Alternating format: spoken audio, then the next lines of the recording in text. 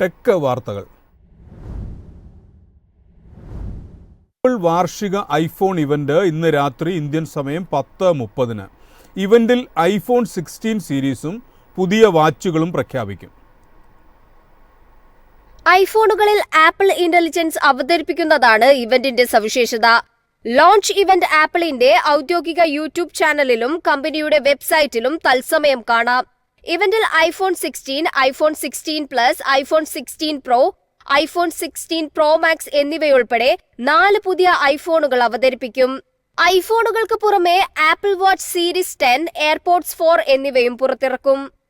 കൂടാതെ മറ്റു പ്രഖ്യാപനങ്ങളിൽ സോഫ്റ്റ്വെയർ അപ്ഡേറ്റുകൾ, iOS 18, iPad OS 18, Mac OS സെക്വ, മറ്റ് ഓപ്പറേറ്റിംഗ് സിസ്റ്റങ്ങൾ എന്നിവയ്ക്കായുള്ള റിലീസ് ടൈം ലൈനുകളിൽ ആപ്പിൾ അപ്ഡേറ്റുകൾ നൽകും.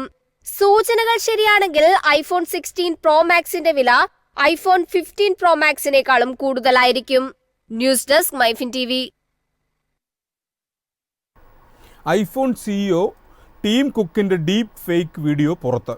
ഐഫോൺ ലോഞ്ച് ഓഫറായി കോടികളുടെ ക്രിപ്റ്റോ കറൻസി സൗജന്യമെന്ന് കുക്ക് പറയുന്നതാണ് വീഡിയോയിൽ. വീഡിയോ കണ്ട ലക്ഷക്കണക്കിന് പേർ പറ്റിക്കപ്പെട്ടു. ആപ്പിളിന്റെ ഐഫോൺ അവതരണ ചടങ്ങുകൾ നടക്കാനിരിക്കെ ആപ്പിൾ ചാനലിന്റെ അതേ കെട്ടിലും മട്ടിലും ഒരു വീഡിയോ ലൈവ് സ്ട്രീം കണ്ട് ലക്ഷക്കണക്കിന് പേർ പറ്റിക്കപ്പെട്ടിരിക്കുകയാണ്.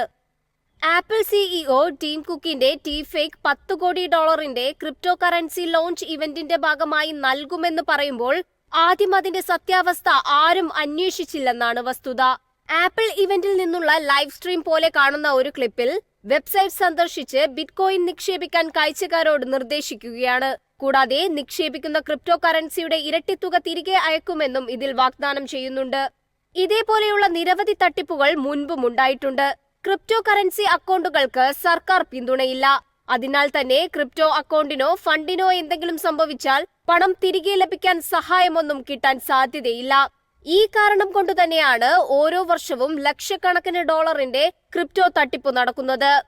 ടെക് ലോകത്തെ ഏറ്റവും വലിയൊരു ഇവന്റ് നടക്കാനിരിക്കെ ഇപ്പോൾ അതിന്റെ ദുരുപയോഗമുണ്ടാക്കുന്ന ഭീകരതയും ചർച്ചയാകുകയാണ്. News desk MyFin TV. ടെസ്ലയുടെ ഭാവി വരുമാനം XAIയുമായി പങ്കിടുമെന്ന വാർത്തകൾ ഇലോൺ മസ്ക് നിഷേധിച്ചു. എന്നാൽ ടെസ്ലയുടെ സെൽഫ് ഡ്രൈവിംഗ് ശ്രമങ്ങൾ വേഗത്തിലാക്കാൻ XAI എഞ്ചിനീയർമാർ സഹായിച്ചിട്ടുണ്ടെന്ന് അദ്ദേഹം വ്യക്തമാക്കി. മസ്കിന്റെ തന്നെ AI സ്റ്റാർട്ടപ്പാണ് XAI. XAI ടെസ്ലയുടെ നിർമ്മാണത്തിന് ഉപയോഗിച്ചതിനാൽ ടെക്നോളജിക്ക് ലൈസൻസ് നൽകുന്നതിന് പകരമായി ടെസ്ലയുടെ ഭാവി വരുമാനം പങ്കിടാൻ XAI ചർച്ചയിലാണെന്ന് റിപ്പോർട്ടുണ്ടായിരുന്നു. മസ്ക് ഇത് നിഷേധിക്കുന്നതിനോടൊപ്പം ലൈസൻസിംഗിന്റെ ആവശ്യമില്ലെന്നും വ്യക്തമാക്കിയിരിക്കുകയാണ്. Driver assistant software, self driving സാങ്കേതികവിദ്യ, വോയിസ് അസിസ്റ്റന്റ്, ഹ്യൂമനോയിഡ് റോബോട്ടായ ഒപ്റ്റിമസിസ് കരുത്തു പകരുന്ന സോഫ്റ്റ്വെയർ എന്നിവ ടെസ്ലയിൽ ഉപയോഗിച്ചതിനാൽ XAIയുടെ മോഡലുകൾക്ക് ലൈസൻസ് നൽകുമെന്നായിരുന്നു വാൾസ്ട്രീറ്റ് ജേർണൽ റിപ്പോർട്ട് ചെയ്തത്. എന്നാൽ പിന്തുണ ലഭിച്ചത് സമ്മതിച്ച മസ്ക് ബാക്കി കാര്യങ്ങൾ നിഷേധിക്കുകയായിരുന്നു.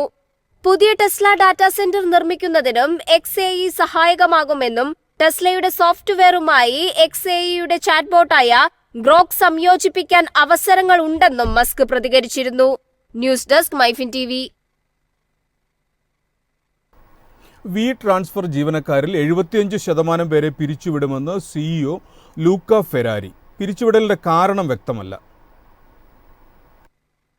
പ്രശസ്തമായ ഇറ്റാലിയൻ ഫയൽ ഷെയറിംഗ് പ്ലാറ്റ്ഫോമാണ് ട്രാൻസ്ഫർ.